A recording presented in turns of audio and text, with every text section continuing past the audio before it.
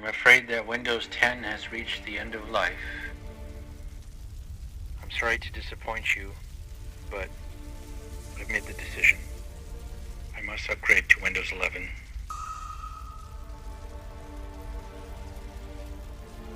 Is there anyone here that wishes to join me? I'll do it. I too shall install Windows 11. You're very brave. Thank you. The rest of you must leave.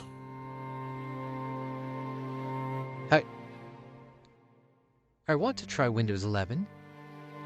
Please, sir, let me upgrade to 11. This is a mission you don't come back from. Stay with Windows 10 and enjoy your life. Yes, sir. Long live Microsoft.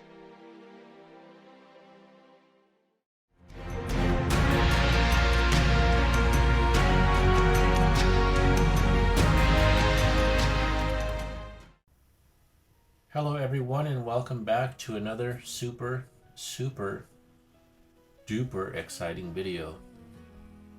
So we're going to give you an update on Windows 11, and I've been talking about Windows 11 for months now.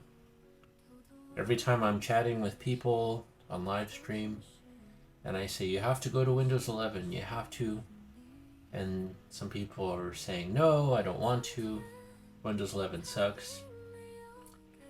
Whatever. So what I decided to do was, there's really no more updates that I can say about Windows 11. What I'm going to do is tell you what I don't like about Windows 11. So it's the opposite. I still use it. I haven't used Windows 10 since September 24. So it's been about 7 months, give or take. And there have been some frustrations. So I want to tell you the things that I don't like about Windows 11. Let's dig in. So this is probably not even related to Windows 11. Windows 10 does this now, I think, too, but I don't like the fact that you have to put in a key to install it. You would think that they would just let you install it and use it and then buy a key later. Now, depending on which installer you use, it will let you bypass the key thing. You can say, I don't have a product key, and it will continue, and then it will bug you later. But I have tried a few Windows 11 installations where it wouldn't even let you continue without a key. It just said key, key, key. There was no option for putting one in later. That's kind of weird, but I don't like that. I mean, they should just let you bypass it. I have a feeling that at some point you will always have to put a key in to install it. Now this is for fresh installations only. If you upgrade, you don't have to put in a key. So anyway, that's a minor issue. The other thing is, obviously the thing that people don't like that much is that now it requires you to be on the internet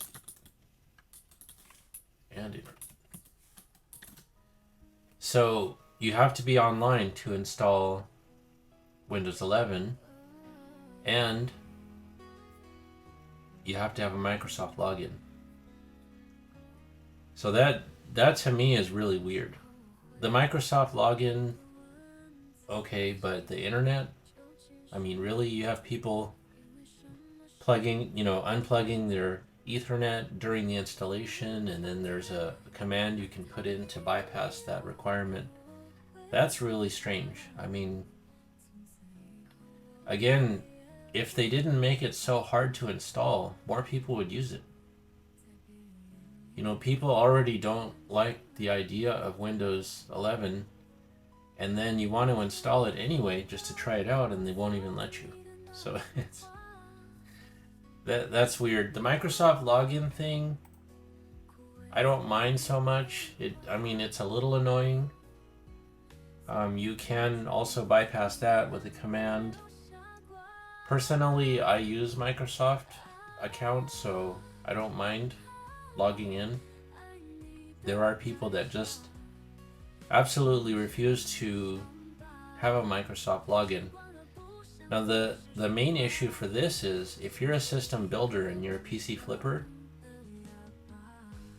you can't log into your Microsoft login every time, for each system you build. And then you have to make all these commands to bypass it. And of course, you can use Rufus to bypass it, and that's what most people do. But still, it's it's annoying. You shouldn't have to have a Microsoft login. Now, I would say if you had a valid key, let's say you just bought a key, right? For $25 or whatever. You shouldn't have to have a Microsoft login because you paid for Windows. Now, if you installed it without a key, I could then say, okay, well, you didn't pay for the Windows, so you should at least Microsoft login, right? But I don't know, it's weird. I wonder, I'm really curious. I've never seen someone actually install the retail version of Windows 11, which is what, like $200 or something.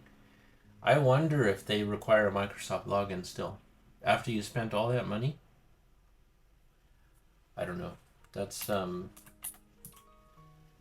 little bit strange. And then once it's installed, of course, the main concern here is memory use. This is why people think that Windows 11 sucks, because you install it, okay, this screen that you're looking at right now is a fresh install. So look, let's go to Task Manager. Okay. And we're using 6.4 gigs of memory. Now, granted, some of that is for the screen recording that I'm doing, but it shouldn't be that much. It should be maybe 5. When you disable everything, it's gonna be just about 4 gigs, whether it's Windows 10 or Windows 11. And so let's see what's running here. OBS Studio is not using that much memory. There's Edge, which I have not opened ever today. So let's kill that. The other thing is that Edge, when you boot up, Edge opens in the background. Even if you never use Edge, it always is in the memory. And on my old system, I actually had to manually stop that from happening. And it did help with the memory usage. But it was quite a process. So the thing is, the average person's not going to do that. Let's get rid of Steam. That's always there. See, now Steam's back again. I just said turn it off. Okay, NVIDIA, let's get rid of that. Let's get rid of that. Steam is still running. Let's get rid of that. NVIDIA is just going to keep coming back. Well, anyway, that's probably not Windows 11's fault, but see, now we're 5.6. But anyway, what I was saying is that, oh, I forgot. Copilot, uninstall. So I had already uninstalled Copilot, and then I upgraded to 24H2 Windows 11, and it came back. So that's not good. It's like every time you do something to Windows 11 and then you update it, it erases everything you did. And that's not good. That can be really annoying. What the widgets? But yeah, this is not my actual Windows 11 install. This is a fresh one. So That's why it's using so much. So we're down to 5.5, but that to me still, that's a lot. And see, what if you had a computer with 4 gigs of memory and you installed Windows 11? Your computer would turn into a potato. And that's why, one of the reasons why Microsoft doesn't want you to put Windows 11 on old computers, because it's going to be so slow. It's going to be like Vista all over again. And so that's not good. I really don't like that. It should be 4 gigs max. Anyway, next issue was what I mentioned. So if you debloat Windows 11, so that means debloating is basically uninstalling everything that is installed for you. So Copilot, stupid Windows apps, the store. I also did disable telemetry. Telemetry is where it sees what you're doing and it uses that to give you ads. So you can actually turn that off or disable it. But then when you update Windows, everything's back the way it was. And so basically the answer is just to never update Windows to keep it, sort of clean. But there's nothing really, I don't think we can do about that. So that is another issue. But anyway, day-to-day use is fine. I don't mind. I don't notice the difference between Windows 10 and Windows 11 as far as using it. It's just that there's all of these frustrations when you're just trying to upgrade and get everything set up and make it run, especially for a gaming PC, to make it run, efficiently and not have to buy a new computer, basically. The other thing is, I'm not 100% on this, but whenever you upgrade from Windows 10 to Windows 11 on unsupported hardware, you have to use a USB flash drive. And the thing is, I'm not sure if that's the same on a supported PC. I was under the impression that you could just upgrade it. But having to install, let's say you have a Windows 10 computer, you've been using it for years, you're ready to install Windows 11, let's say, and it says, okay, now you have to download a USB flash tool. You have to buy a flash drive. What if you don't have one? And then it installs a new operating system, and you have to cross your fingers and hope that it doesn't erase all of your files. It's just really weird. I don't like that. It should just upgrade internally like the old days, because there's many chances for that to go wrong. I remember, I think it was at Windows 10 where it would actually check your computer and tell you, and it would say, hey, these apps aren't going to work anymore if you upgrade to Windows 10. Would you like to do it anyway? Right? That's, I don't know if they're ever going to change that. GPU boot issues. So in my old system, I would change the GPU every few days because I was doing the GPU test series. So every time I would put in a new GPU, Windows 11 would not boot. I had to reboot, and then it would, find the driver or let you install the driver. And I just feel like if you keep doing that over and over and over again, eventually the Windows 11 installation is going to get corrupted. So I don't know why that is. Windows 10 is not like that. It's really strange. This may be not an issue for everybody else, because obviously you wouldn't change your GPU so often, but that's just something that I ran into. It starts to load, and it just freezes. And then you have to turn off the computer, turn it back on, or push reset, then it boots up. And it should be smart enough to say, hey, this is not the GPU that I'm thinking it is. Then,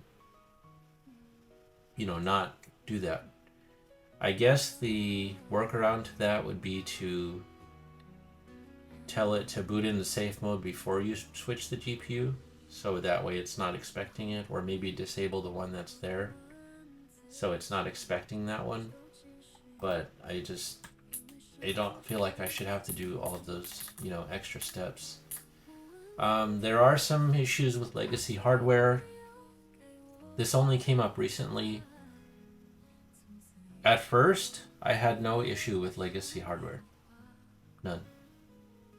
And then I found one video card that will not work in Windows 11. And it's not old. I mean, it's an old video card, but it's not like a one from 15 years ago. It's a decent video card. It just won't work. If you put it in, it'll boot. As soon as you install the drivers, it freezes and then it won't boot anymore. Whether you use the hardware, the drivers that they give you, I used it was an AMD card, an AMD driver.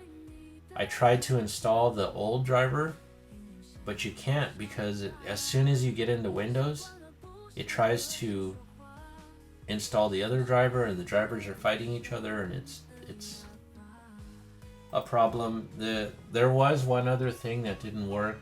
I can't remember now what it is, but I would say like 95-98% of things work fine. It was just those two things that I ran into since I posted the last video.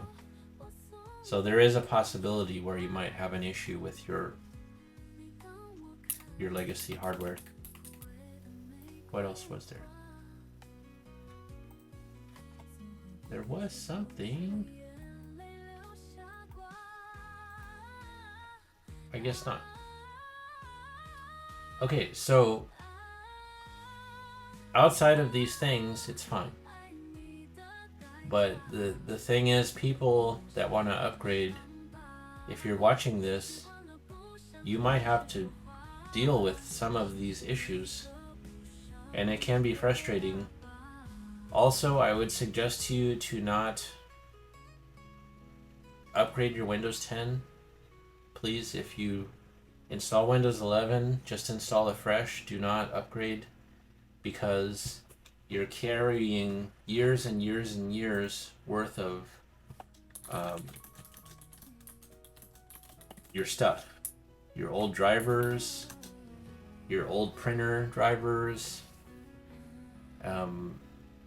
whatever it is. Now, I mean, I don't know what else to say. I would suggest to not do that. If you're gonna go from Windows 10 to Windows 11, the best thing you can do, I mentioned this before, is take out your hard drive or SSD, buy a new one, install Windows 11 on that, especially if you're on unsupported hardware, and install Windows 11 on that SSD or whatever it is. And that way, if Windows 11 just goes kaput, doesn't work anymore on your system, or you don't like it, you can just go back to your original drive. If you upgrade to Windows 11, you might not be able to go back. So that's the thing. And then also, I was gonna make it in this video, but I'm gonna make a separate video. We're gonna show you how to get a Windows 11 key for free. Because actually the key that's in your Windows 10 will go to the Windows 11. But if you take out the hard drive, how are you going to be able to put the key in the new drive? And there's an easy way to do it. You do need a Microsoft account, and you just basically transfer. It's real simple. You don't have to buy a key. If you were to write down the key from your Windows 10 and try to use that for Windows 11, it may not work. You have to transfer the key from one system to the other, and there's a special method for that, and that'll be the next video, so stay tuned for that. Anyway, if you have had an issue with Windows 11, please comment and tell me I'm sure there's many more people that have problems. Don't just say Windows 11 sucks. I mean, provide actual information. Say this is the issue that I had. This is how I solved it, or maybe how I didn't solve it. And then we can all learn from each other. So thank you for watching, and we'll see you on the next one.